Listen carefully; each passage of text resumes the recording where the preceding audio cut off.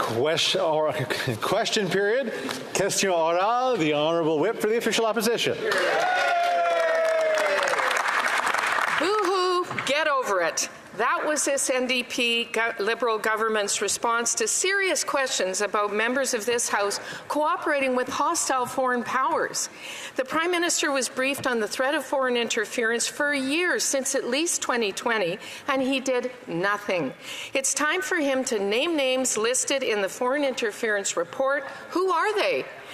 Will the Prime Minister do the right thing and reveal whether any of his cabinet ministers are on that list? The Honourable Parliamentary Secretary. Mr. Speaker, Conservative members know what actually happened in committee that day, but when it comes to foreign interference, this is something we take incredibly seriously. It's something we have taken seriously since we formed government, something that unfortunately Mr. Harper's government did not do. We have put in place measures like the NSICOP committee. We are currently debating C-70 in committee, which will bring forward more provisions to help strengthen our democratic institutions. I hope Conservatives will stop playing political games and instead focus on resilience in our democratic institutions. The Honourable Member for South Surrey White Rock.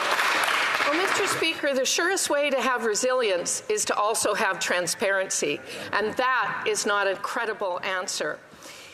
Our sovereignty is at stake. Our first duty is to Canada. There is only one acceptable answer, and it's not to tell Canadians, boo-hoo, get over it. That's unserious, unhinged, in fact. It further proves that this corrupt government is unfit to lead this country. Can someone, anyone over there, stand up and tell Canadians today the names of the MPs working against Canada? Yeah. We're waiting. The Honourable Government House Leader. Mr. Speaker, that member knows full well that we do not share secret and highly confidential intelligence on the floor of the House of Commons.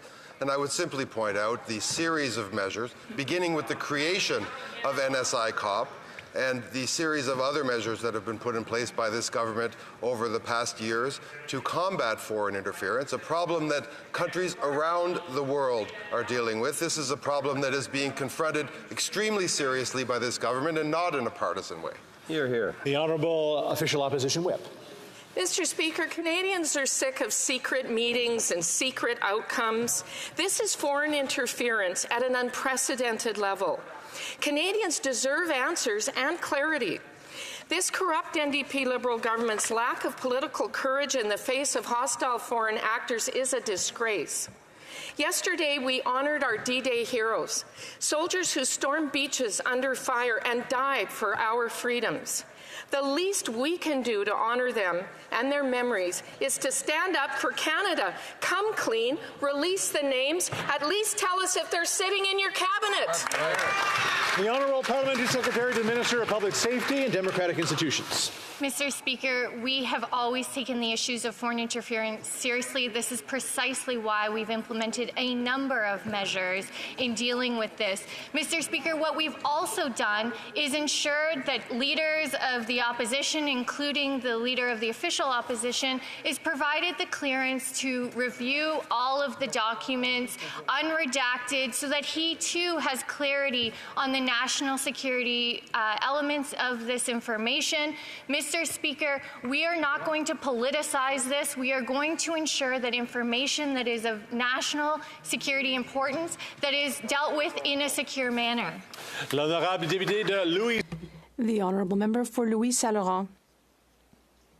Mr. Speaker, foreign interference is a very serious matter.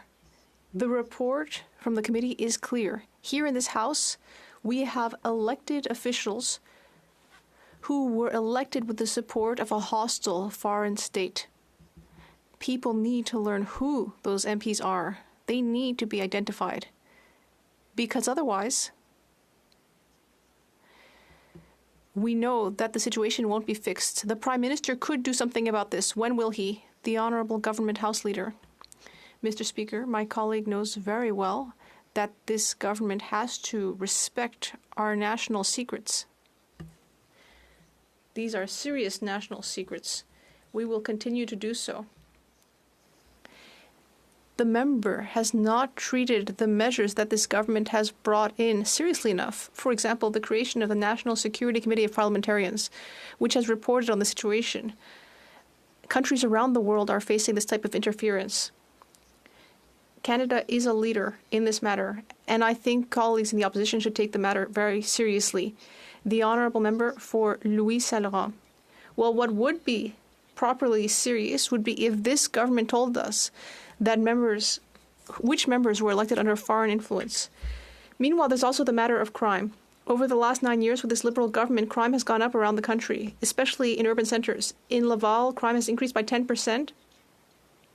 In Montreal, 112,000 offences last year. We're battling with the problem of crime, and criminals are ending up on home arrest instead of behind bars because of C5. And the Bloc Québécois also voted for C5. When will the government do something to actually make sure that criminals end up in prison, not relaxing at home? The Honourable Government House Leader, Mr. Speaker, this member knows perfectly well that our government has faced crime throughout the country with substantial reforms on crime.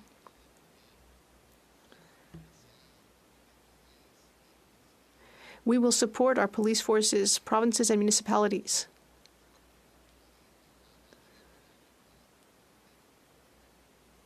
Who are doing a great deal to fight crimes like auto theft. We will not take lessons from the Conservative Party on this. They have no crime policy. We do. The Honourable Member for Salaberry-sur-Roi. Mr. Speaker, we've been told that members in this House are working for foreign powers, but yesterday at committee, a Liberal member told parliamentarians, boo-hoo, get over it.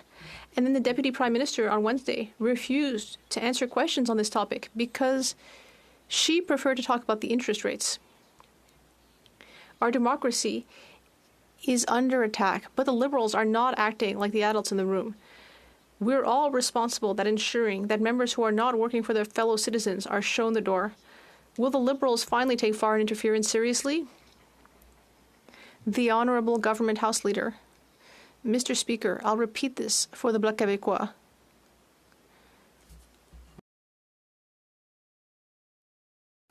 Once again, we've taken a number of measures to fight foreign interference. Many countries, France, the UK, the US, are all facing foreign interference. That's well documented. Canada has presented a broad series of measures on this matter, including the Committee of Parliamentarians that have studied it and have published a report.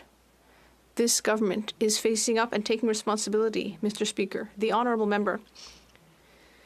Mr. Speaker, as parliamentarians, we cannot be satisfied by what the Liberals have done. It's just not enough. Clearly, since MPs, we now know, are under foreign influence. And the Liberals shouldn't just try to shove the problem over to the RCMP. The RCMP has its hands tied because very often conniving in favor of foreign powers doesn't necessarily mean you committed a criminal offense, but it is disastrous for democracy. Will the Liberals pull themselves together, carry out some kind of inquiry on their end, and kick out any two-faced members within their ranks? I appreciate the Bloc members on the committee who have been working hard and diligently with us in good faith on foreign interference. It's disappointing when, conservative mischaracterization of meetings takes place.